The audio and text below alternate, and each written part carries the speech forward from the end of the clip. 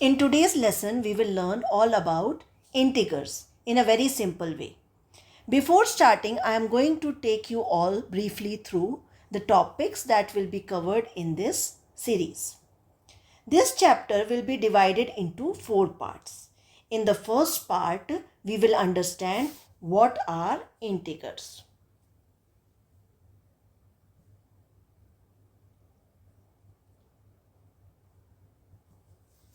Once we understand integers, we will learn how to add integers and also discuss properties of addition of integers.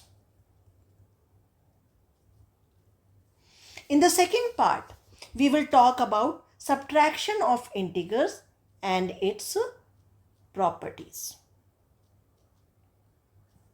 Similarly, in the third and fourth part, we will learn about multiplication and division of integers along with its properties.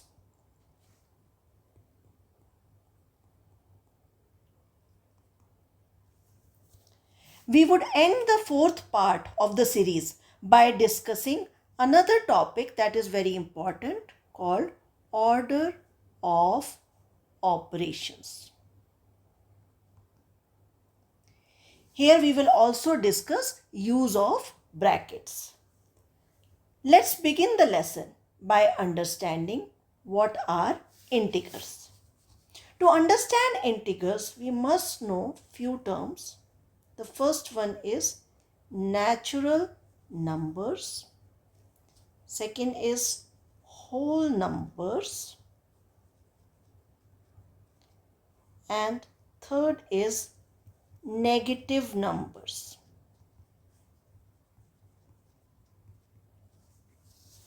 The definition of integers says that integers are a collection of numbers which is formed by whole numbers and their negatives. To understand this statement, let's begin with natural numbers. What are natural numbers? Counting numbers used by us in our day-to-day life, like 1, 2, 3, 4, and so on. All these numbers are called natural numbers. So they start with 1. Then what are whole numbers? When 0 is included in the counting numbers. So here it starts with 0. 0, 1, 2, 3, 4, 5 and so on. They will be called whole numbers. And negative numbers are same as natural numbers, but all of them are with a negative sign, like -1, -2, -3, -4, -5 and so on. So once we have understood these three terminologies, let us look here. The natural numbers are shown here by the blue box. So we have written counting numbers 1, 2, 3, 4, 5, 6. In whole numbers, we have included 0 along with natural numbers. So the yellow box with 0 and natural numbers are called whole numbers. Negative numbers are here on this side. All of them are here.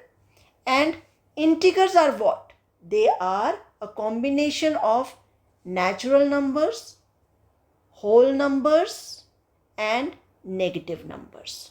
So we go through the definition of integers one more time. It says that integers are a collection of numbers which is formed by whole numbers and their negatives.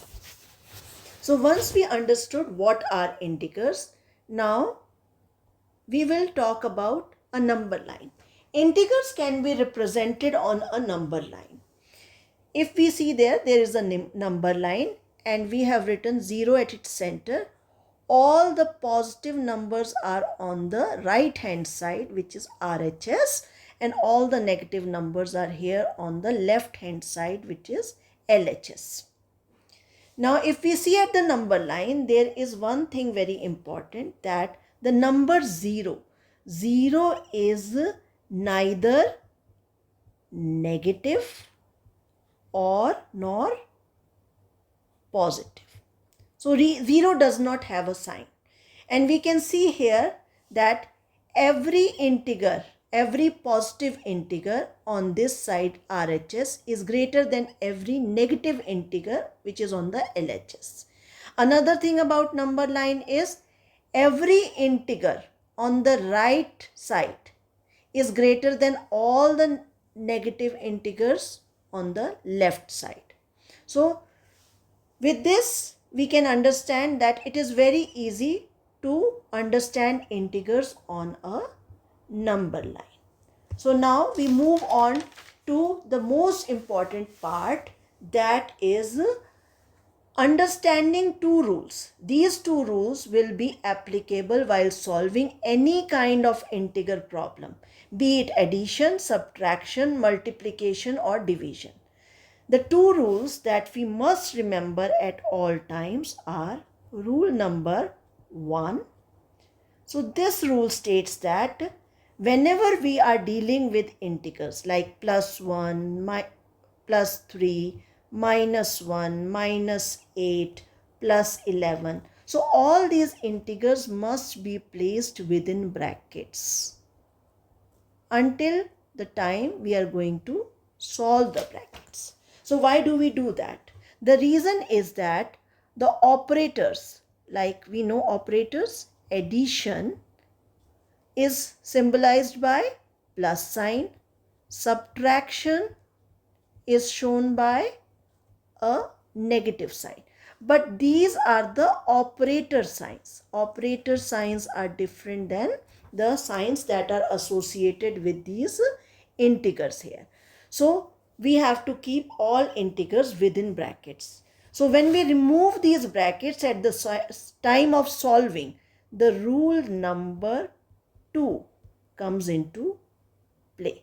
Now what is rule number 2?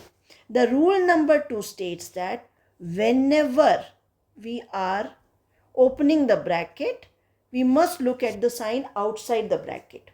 When a plus sign multiplies with another plus sign, our answer will have a plus sign, so the answer will be positive. When a plus multiplies with a minus, our answer will be negative. And when a minus sign multiplies with another minus while opening the bracket, the answer will be positive. So if we remember these two rules, we would be able to solve all kind of integer problems easily. Now let's look at one or two examples to understand this in a better way. So we are taking two integers here, +16 and +21. Let us take another example also where we change the sign a bit. So +16 and -21. So these are the two and we will be solving here.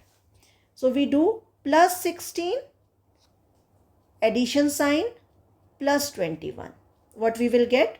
We will get +16 +21, which is equal to +37. Whereas on the other side, when we have -21 here, let's add it, +16 within bracket plus -21. Now when we open +16, what do we get? We get +16. But when we open -21, this minus will multiply with this plus, which is outside as an operator. And what do we get? -21. And answer will be -5. So now as per rule number 2, we have seen that if we are careful about the sign while opening the brackets, it's easy to solve integer problems. We will take more example for addition of integers, but we will do that after discussing some properties of addition of integers. So let's do some properties. The first property here is closure property. Now what does closure property say? The closure property says that the sum of two integers is always an integer. So let's take two integers and see whether the sum is also an integer or not. So -7 and +5. We add these two. -7 plus 5 will give us -7 plus 5, which is equal to -2. Now what is -2? minus 2 is also an integer. So this proves that integers are closed under addition. Now let's move on to the second property. The second property here is that of commutative property. Commutative property says two integers can be added in any order. So let's check it out with an example as we have been doing.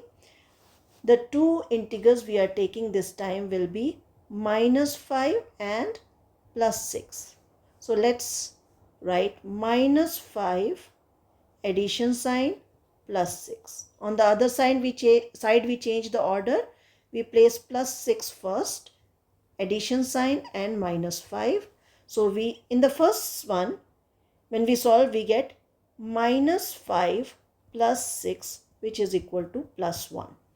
On the right hand side, when we solve, we get plus 6 minus 5 is equal to plus 1.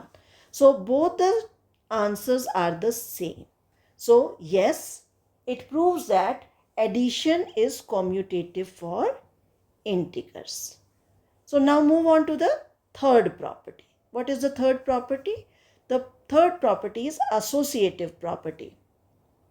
Associative property says that three or more integers can be grouped in any order to find the sum. Now, as we are doing, we take some example to check this out. So in this example, we are going to take plus 11, minus 8 and plus 5. Let's group it differently and see whether this property holds true. In the first one, we group plus 11 and minus 8. In the second one, we will be grouping minus 8 and plus 5. Okay. So on the left hand side, we are doing square bracket plus 11 plus minus 8 square bracket close plus 5. On the right hand side, we are doing plus 11 plus and grouping minus 8 and 5, minus 8 plus 5 square bracket close. Now let's solve. On the left hand side, when we solve, we get plus 11 minus 8 plus 5. This gives us 3 plus 5, which is equal to plus 8. On the right hand side, when we solve, what do we get? Plus 11 plus minus 8 plus 5, which is equal to plus 11 plus minus 3. So plus 11 minus 3 is equal to again plus 8. So in both the cases, we are getting the same answer. So this proves that addition is associative for integers. Now I erase all this and move on to the next property, that is property of additive identity. Now what does this property say? It says that the sum of any integer and 0 is the integer itself. So let's take a number plus 9. It says that the identity should not change. The answer should be the same number. So what should we add here so that the answer remains the same? Obviously it is a 0. So it is plus 9 plus 0 gives us the answer plus 9. Similarly, if we take another integer, let's say minus 5. If we want this identity to be the same, what do we add? We add 0 again. So this was the property of additive identity. Moving on to the next, we have the property of additive inverse. This property says that for every integer there exists its opposite, such that their sum is 0. So we take an example, minus 5. This is an integer. It says for every integer there exists its opposite. So what is the opposite of minus 5? Plus 5. And it also says that when we add these two, the sum is 0. So we know that when we add minus 5 to plus 5, what do we get? Minus 5 plus 5, which is equal to 0. So yes, this property is also true. So this covers all the 5 properties. Now we take on some examples to understand addition of integers in a better way. So let's do the first question, which says simplify this minus 70 plus minus 300 plus 251. So let's solve this. Let's open the bracket here and see what do we get. Minus 70. When we multiply plus and minus here, what do we get? Minus 300 and followed by plus 251. Minus 70 and minus 300, what does it become? It becomes minus 370 plus 251, and the answer is minus 119. So simple if we take care of the rules of solving integer problems. Let's take another example. This question says the sum of two integers is minus 60. If one of the integers is plus 32, determine the other. Now they have given one integer and the second one they are asking us to find out. So what we don't know, we always take it as x. So the second integer will be here x. And the other integer which is given in the question is plus 32. And the sum is equal to minus 60. So what do? We add x plus 32. The sum of two integers should be equal to minus 60. So what do we get? X plus 32 is equal to minus 60. We know that when we solve, we have to take plus 30 to the other side. So it becomes minus when it gets to this other side. So it becomes minus 32 here. So x will be is equal to, it will become minus 92. So again, it was simple when we used our rules while solving the problem. Now let's take on one more example, which is a statement question. It says a plane flying at a height of 8,000 meter above sea level exactly lies in a straight line with a submarine which is 740 meter below sea level. Calculate the vertical distance between them. To solve such problems, I prefer making a diagram always. So we have a plane here which is flying at an altitude of 8,000 meter above sea level. So we are saying this is the sea level. And then there is a submarine here at the bottom, and this submarine is right below plane and it is 740 meter below sea level. So they are in a vertical line. They are asking calculate the vertical distance between them. Now we have to take care of one thing here. Just because the submarine is underwater, we are not going to take it as minus 740 because this is a question of addition. They are asking the total distance between the plane and the submarine. So we have to add 8,000 meter and 740 meter. So how do we solve this? We solve this like plus 8,000 plus 740, because we need to add 740 to 8,000 to find the total distance. So we solve this. What do we get? Plus 8,000 plus 740, which comes out to be 8,740 meters with a positive sign. So we can see here that we solved many problems using the two rules which we'll be using all throughout this chapter of integers, no matter it is subtraction, multiplication, division or addition. So in next chapter we will be doing subtraction of integers and we will be solving problems and moving on with this chapter of integers. So till then, goodbye. See you.